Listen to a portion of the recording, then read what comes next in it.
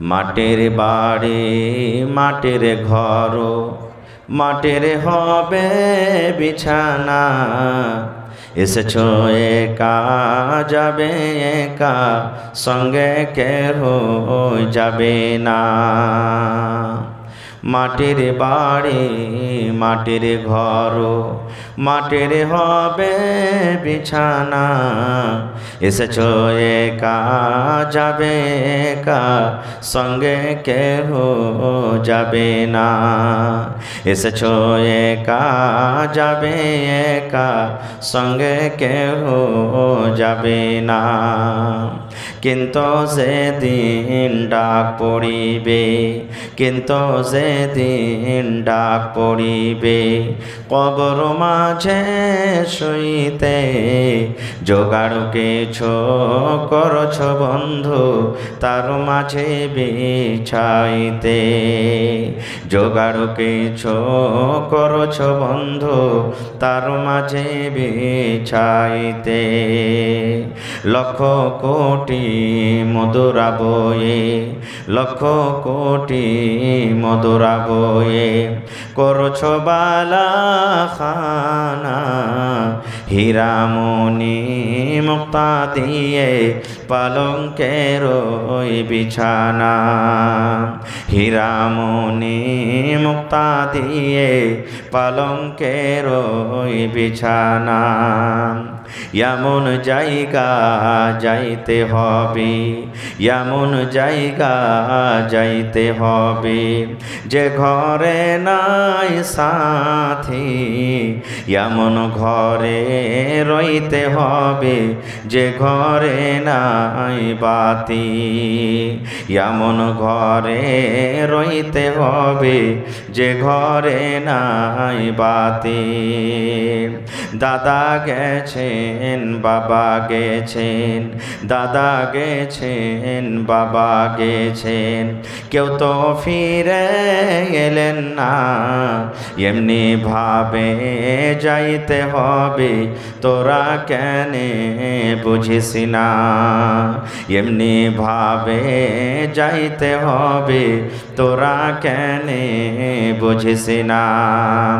সাধের ছেলে চলে যাবে, সাধের ছেলে চলে যাবে, আর তো আবার ডাকবে না।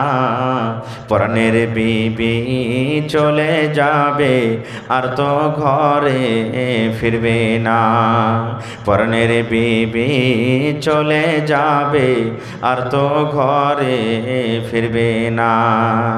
মাটির বাড়ি মাটির ঘর, মাটির হবে বিছানা। এসেছো একা যাবে একা, সঙ্গে কেহ যাবে না।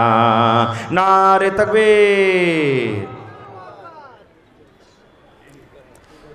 আজকে জলসার যোগ্যতম শ্রদ্ধেয় সভাপতি সাহেব, উপস্থিত ওলামায়ে কেরাম, জ্ঞান পিপাসু ছাত্রবিন্দু, সামনে বসে থাকা ইসলাম দরদি দিন দরদি ভাই ও বাবাজিরা, পর্দানাসীন মায়েরা খালারা, সমস্ত তারিফ ও গুণগান সে মহান আল্লাহ তাবারাক ওয়া তাআলার জন্য, যে মহান আল্লাহ তাবারাক ওয়া তাআলা আজকে এত শীতের রাত, এত ঠান্ডা থাকা সত্ত্বেও নরম গরম বিছানাকে ত্যাগ করে আল্লাহকে রাজি করার জন্য, আল্লাহ রসুলকে রাজি করার জন্য দিনের মাহফিলে, কোরআনের মাহফিলে একত্রিত হয়ে বসে কিছু বলার ও শোনার তৌফিক দিয়েছেন। তাই আমরা সে আল্লাহ তাবারাক ওয়া তাআলার প্রশংসা করি। অন্তর থেকে মহাব্বতের সাথে সকলেই পড়েন আলহামদুলিল্লাহ। একটু মুখ খুলে পড়বেন না ভাই, জোর করে আলহামদুলিল্লাহ। তারপর আমাদের শেষ নবী হযরত মুহাম্মদুর রাসূলুল্লাহ পড়েন সাল্লাল্লাহু আলাইহি ওয়াসাল্লামের পর অগণন দারুদ শরীফ শান্তির ধারা বর্ষিত হোক, আমিন। আল্লাহুম্মা সাল্লি আলাইহি আল্লাহুম্মা বারিক আলাইহি। ভাই মুসলমান, আজকে আমি আপনাদের সামনে কোরআন মাজিদের দুই জায়গা থেকে দুখানা আয়াত তেলাওয়াত করেছি, সাথে আল্লাহর নবী মুহাম্মদ সাল্লাল্লাহু আলাইহি সাল্লামের এখানা হাদিস পড়েছি। সে আয়াত এবং হাদিসকে সামনে রেখে আমি আমার বক্তব্য ইতি করব। ওমা তৌফিকি ইল্লা বিল্লাহ। আল্লাহর কাছে দোয়া করি রব্বুল আলামিন আমি যা কিছু বলবো যেন সহিহ হাদিস এবং কোরআন থেকে বলতে পারি এবং তার প্রতি ছোট বড় সকলেই আমল করতে পারি, তার জন্য আল্লাহ আমাদেরকে তৌফিক দেন। পড়ুন আল্লাহুম্মা আমিন। ভাই মুসলমান, আমার মাওলানা একটা পর্যন্ত দিয়েছেন 2.25 ঘন্টার সময়, তবে জালসা ভাই ডেলিকের একদিনও বাদ নাই, তো এত লম্বা পারবো না। মাওলানার কথাটা রাখবো মাঝামাঝিতে, 12:30 হবে ইনশাআল্লাহ, আমি শেষ করে দেবো। মোটামুটি 2.25 ঘন্টা। আল্লাহ যেন আমাকে ভালোভাবে বলার, আপনাদেরকে শোনার এবং তার প্রতি আমাদের সকলকে আমল করার তৌফিক দেন। পড়ুন আল্লাহুম্মা আমিন।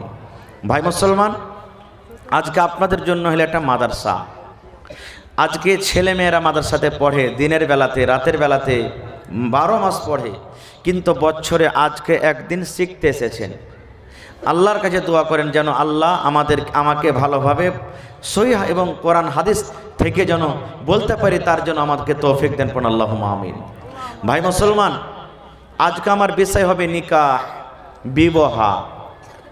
যদি আজকের আমার এই 1 ঘন্টা 1.5 ঘন্টা 2 ঘন্টা বক্তব্যতে একটাও যদি হাদিস আপনি আল্লাহ এবং আল্লাহ রসুলের কথা যদি পকেটে করে, মাথাতে করে, অন্তরে করে নিয়ে চলে যান আর তার প্রতি আমল করেন, তাহলে আজকে যে জালসাতে 2 থেকে 3 লক্ষ টাকা খরচ হয়েছে, ইনশাআল্লাহ জালসা কামিয়াব হয়ে যাবে। পড়েন ইনশাআল্লাহ তাআলা। নিয়ে যাবেন তো ভাই? জোরে বলেন, নিয়ে যাবেন তো? চালা যে করেন না যে ভাই, নিয়ে যাবার মন নেই নাকি? একটা হুঁচলা বেটা ছেলে জীবনে কোনোদিন জালসা শুনতে জেনেও, জালসা কি জিনিস বুঝে না। তখন একটা আমার মৌলানার মতন একটা বয়স্ক মানুষ বলছে, এই তুই জীবনে জালসা টালসা শুনিস না, একদিন জালসা টালসা গেলা শুন রে, কি লিয়ে যাবি দুনিয়া থেকে, চল। কি করবে? কই চল তো দেখি, তোরা খালি জালসা জালসা করছিস। তো জালসা শুনতে এসে তখন মৌলানা আওয়াজ করেছেন যে এখন ভাই পেশাব পায়খানা করবেন তো একটু এহতিয়াতের সাথে করবেন। কেমন করে? যে পূর্ব দিকে মুখ করে পেশাব করতে হবে না, আর পশ্চিম দিকেও মুখ করে করতে হবে না। কেন করতে হবে না বলেন তো আপনারা? কিবলা আছে। কিবলা মানে কি? কাবা শরীফ, যেদিকে মুখ করে নামাজ পড়ছি। দেখেছেন কোনোদিন জীবনে যে দক্ষিণ দিকে মুখ করে কেউ নামাজ পড়ে? দেখেছেন আপনারা? আপনারা দেখেছেন উত্তর দিকে মুখ করে কেউ নামাজ পড়ে? পূর্ব দিকে মুখ করে নামাজ পড়ে? কিন্তু হ্যাঁ, পূর্ব দিকে মুখ করে নামাজ পড়া চলবে। বলবে হাট, জীবনে এটা কথা কোনোদিন শুনিনি। জি, উত্তর দক্ষিণ দিকেও চলবে। কখন? এমন জায়গাতে আপনি চলে গেছেন যে ওখানে মসজিদও নাই, আর জিজ্ঞাসা করার মতন কেউ লোকও নাই যে ভাই পশ্চিম কোন দিকে। জি, আজকে আমার কথা, আমি লাগছে উত্তর দিকে মুখ করে নামাজ পড়নো। জি, মানে দিকলে গেছে গ্রামে যখন ঢুকছি এরকম হয়ে যায়। তো ভাই আমার এমন জায়গাতে চলে গেছেন যে জিজ্ঞাসা করার মানুষই নাই যে হারে ভাই পশ্চিম কোন দিকে। তো ওই টাইমে কি করবেন? আপনি একদিক পশ্চিম মনে করে নেন, চাহে ওদিকে উত্তর হয়ে গিয়া, দক্ষিণ হয়ে গিয়া, পশ্চিম হয়ে গিয়া, পূর্ব হয়ে গিয়া, আপনি মেনে নিলেন এটাই হবে কিবলা, এটাই পশ্চিম। আপনি নমাজ পড়ালেন, পরে যদি জানতে পারেন যে আরে যা নমাজ পড়া তো ভুল হয়ে গেল, আর দোহরাইতে হবে না, কিন্তু আপনাকে আর দোহরাইতে হবে না, হয়ে গেছে আপনার নমাজ। এরকম হালাতে কিন্তু জেনে শুনে চলবে? জেনে শুনে চলবে? চলবে না। এই মতো আল্লাহর নবী বলেছেন যে তুমি পূর্ব দিকে মুখ করে পেশাব করিও না, আর পশ্চিম দিকে মুখ করে পেশাব করিও না। কেন? ওদিকে কিবলা আছে। উত্তর দিকে কিংবা দক্ষিণ দিকে মুখ করে পেশাব পায়খানা করো। আল্লাহ রসুল আরও একটা হাদিসে বলেছেন এটা হলো কিবলার আদব। যেমন তুমি পূর্ব দিকে মুখ করে তুমি পায়খানা পেশাব করতে পারবে না পশ্চিম দিকে, এই মতো পশ্চিম দিকে মুখ করে তুমি ছুবও ফেলতে পারবে না। কিন্তু আজ মানছি এটা, খালি পেশাব পায়খানাটা কোনো রকম মানছি, এটাই জানছি, কিন্তু ছোপ ফেলতে হবে না এটা জানি না। ছোপ ফেলতে হবে না তো আপনাকে। কিন্তু এই যে ভাইয়েরা রাগ করবে, কচার মচার চলছে 500 পাড়ি, এই যে মানে কি মধু, কত পকেট যাইছে মধু। আর আপনার এই কি কয় রাজনিবাস, ওর রাজ ফের নিবাস, সুবহানাল্লাহ। আসলে ওর নাম রাজনিবাস হওয়াই চাই। মানে এমনভাবে ও ধরেছে, নিবাস হয়েছে যে সবাই ওকে নিয়ে রাজ করছে, করে না? আল্লাহুস সামাদ। তো ভাই ছোপ ফেলতে হবে না। তা আমি বলছিলাম যে ছেলেটা আওয়াজ শুনতে গেছে, মৌলানা আওয়াজ করেছেন পেশাব করবে তো নরম মাটিতে পেশাব করিও। কোন মাটিতে? নরম মাটিতে। পেশাব যখন আপনি করবেন, কড়া মাটিতে পেশাব করবেন তো উল্টা পায়ে লাগবে না? লাগবে না? ছিটা আসবে না? আসবে না? আর ছিটা আসতে গেলে গুনাহ হয়ে গেল, শরীর নাপাক হয়ে গেল। তো ও তখন বাড়ি গেছে, বাড়ি যার করে তখন বাড়িতে ওর একটা সিমেন্টের বোরা ছিল, আধ বোরা বালি লিয়েছে আর লিয়ার করে মাথাতে লিয়ে গায়ে গায়ে হেঁটে বেড়াইছে, যেখানে যে ওখানে লিয়ে যায় ওই আধ বোরা বালিটাকে। তখন একটা লোক কইছে যে, রে তোর মাথাতে কি এগুলা, আজও জালসা আছে, যাবে শুনতে? কইছে হ্যাঁ ওইগুলাই করে বেড়াচ্ছি আমি খালি। কইছে কি হয়েছে? কইছে বনগাম্মা জালসা করতে গেছি, মূলবীরা কইছে নরম মাটিতে পেশাব করিস, তো নরম মাটি কোনটা খুঁজে বেড়াবো, তাহলে বালিটি হেলে বেড়াচ্ছি, যেখানে যেখানে পেশাব করার মনে হবে ওখানে যেটা ছিটে পেশাব করছি। আজ যাবো ফের জালসা শুনতে, ফের কি মাথাতে চাপিয়ে দেবে ঘোড়ার ডিম, আমি যাবো না জালসা শুনতে। ভাই এরকম জালসার জন্য কি লাভ হবে? জীবন হবে না ভাই। খায়ের যা হোক, তো আজকে আমার মেসেজ, আজকে আমার টপিক, আজকে আমার বিষয় হবে কি? নিকাহ। নিকাহ কি জিনিস? আল্লাহ তাবারাক ওয়া তাআলা একটা খুব বড় নিয়ামত আমাদেরকে দান করেছেন, বিবাহ, নিকাহ। নিকাহ যদি না থাকতো তাহলে মানুষ এবং জানোয়ারে কোনো পার্থক্য থাকতো না। থাকতো? মানুষ এবং জানোয়ারে পার্থক্য থাকতো না। আচ্ছা গরু ছাগলের বিয়ে হয় ভাই? একটু কথা বলেন, মানে আমার ওয়াজ যারা শুনেছেন যতক্ষণ থাকবো কথা বলতে হবে। গরু ছাগলের বিয়ে হয়, মুরগা মুরগির বিয়ে হয়, কিন্তু মাঝে মাঝে আমরা বিয়ে দিয়ে দিই জানোয়ারের। তাও দিনে যদি ম্যাগ হয়ে যায়, ওই সময় রৈধ যদি হয় তো কি করবো আমরা? ম্যাগও হইল, বিয়াও হইল, খ্যাকশালির বিয়াও হইল। কহিনে যে ভাই এটা মশহুর আছে না নাই? হ্যাঁ, যদি ম্যাগ আর রোদ যদি একসাথে হয়ে যায় তাহলে আমরা কিন্তু কহে দেবো ম্যাগও হইলো, রোদও হইলো, খ্যাকশালির বিয়াও হইলো। এই দেখেন বিনা খুদবাতে বিয়ে পড়িয়ে দিল। খैर যা হোক, তো ভাই আমার, মানুষকে আল্লাহ তাবারাক ওয়া তাআলা এই বড় নিয়ামত দান করেছেন।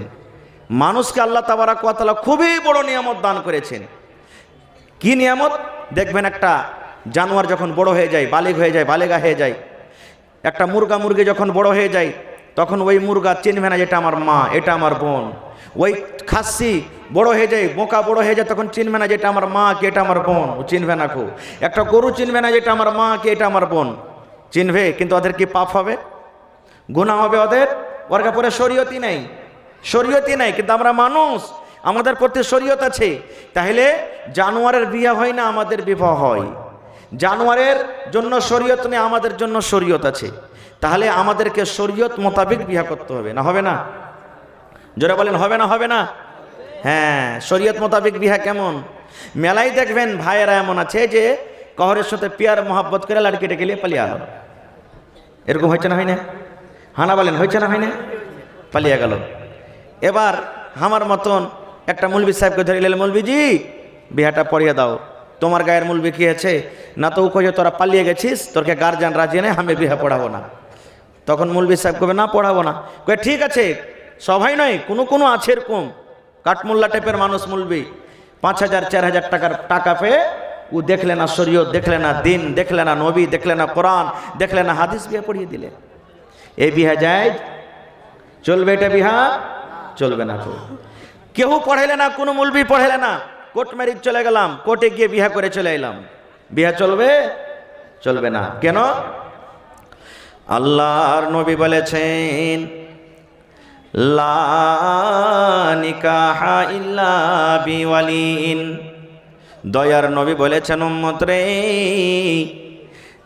লড়কির গার্জিয়ান যে ওয়ালি আছে, ওয়ালি যদি রাজি না থাকে, ওই বিয়ে যদি কোর্টে পড়ায়, আমার মতন যদি 10 জন মৌলবী সাহেব বিয়া পড়িয়ে দেয়, দয়ার নবী বলেছেন ওই বিয়ে জায়েজ নয় রে, জায়েজ নয়। তবে এই নিকাহ বিয়াটা কি হবে? নবীজি নিজের ভাষাতে 3 বার বলেছেন ফানিকাহুহা বাতিলুন, ফানিকাহুহা বাতিলুন, ফানিকাহুহা বাতিলুন।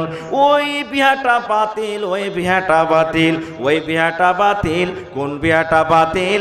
যে বিয়াতে একটা মেয়ের ওয়ালি, মেয়ের গার্জিয়ান রাজি নাই।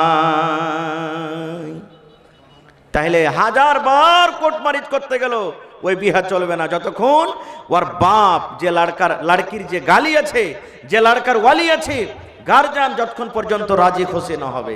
কিন্তু হ্যাঁ, এই জায়গাতে যদি লড়কার বাপটা রাজি না থাকে তো বিয়ে হয়ে যাবে, কিন্তু লড়কার বাপ রাজি নাই, বিয়ে হয়ে যাবে। কারণ আল্লাহ নবী বলেছেন ইয়া মাশারাশ শাবাব মান ইসতাতা মিনকুমুল বাআতা ফালিয়াতাজাওয়াজ। ও যুবকের দল, ও ও নওজওয়ান, তোমার যদি বাতের মুরাদ হয়, তোমার যদি বাতের ক্ষমতা হয়, তাহলে তুমি বিয়ে করো, তাহলে তুমি বিয়ে করো। বলবেন মাওলানা বাত কাকে বলে, বাত কি জিনিস, কেন নবীজি বাতের কথা বললেন, যুবককে ডাকলেন। এরে মুসলমান, মুফাসসিরে কেরাম মুহাদ্দিস কেরাম বাতের তিনখানা মানা করেছেন। এক নম্বর মানা হলো, একটা ছেলে যখন বিয়ে করবে, একটা ছেলে যখন বিয়ে করবে, বিয়ে করার টাইমে নবী বলেছেন যদি তোমার মোহর আদায় করার তাকত থাকে, তোমার মোহরানা দেওয়ার ক্ষমতা থাকে, তাহলে তুমি বিয়ে করো। দুই নম্বর, যাকে আপনি বউ করে বাড়িতে নিয়ে আসবেন, ওকে থাকার জন্য আপনার কাছে ঘর আছে, ওকে থাকার জন্য আপনার কাছে একটা বাড়ি আছে, ওকে কামাই করা, খেলিয়ে খাওয়ার, কাপড় দেওয়ার, ব্লাউজ দেওয়ার, সায়া দেওয়ার, পাউডার দেওয়ার, সেন্টওয়ালা তেল দেওয়ার আপনার শক্তি আছে, তাইলে আপনি বিয়ে করেন। তিন নম্বরে নবী বলেছেন উম্মত রে, তুমি একটা পরের মেয়েকে বউ করে বাড়িতে নিয়ে আসবে রে উম্মত, তার হক আদায় করার তোমার ক্ষমতা আছে, তোমার মধ্যে জওয়ানি আছে। একটা মেয়ে ছেলেকে দেখে যেমন একটা পুরুষের জওয়ানিতে হুলকি মারে, একটা মেয়ে ছেলেকে দেখে যেমন একটা পুরুষের জওয়ানিটা জেগে যায়, এই জওয়ানিটা যদি তোমার ভিতরে থাকে রে যুবক, তাহলে তুমি বিয়ে করো। আর যদি তুমি বিয়ে করছো, তুমি যদি বাঁঝ হও, তোমার যদি কোমরে বল না থাকে, তুমি যদি একটা স্ত্রীকে বউ করে বাড়িতে নিয়ে আসবে, তার হক আদায় করার যদি তোমার ক্ষমতা না থাকে, তাহলে তোমার বাড়িতে গোবর তোলার জন্য, বাড়িতে রান্না বান্না করার জন্য, তোমার বাড়িতে কাজ করার জন্য, খবরদার খবরদার একটা মেয়ে ছেলের তুমি জীবনটাকে নষ্ট করিও না। নারে তাকবীর।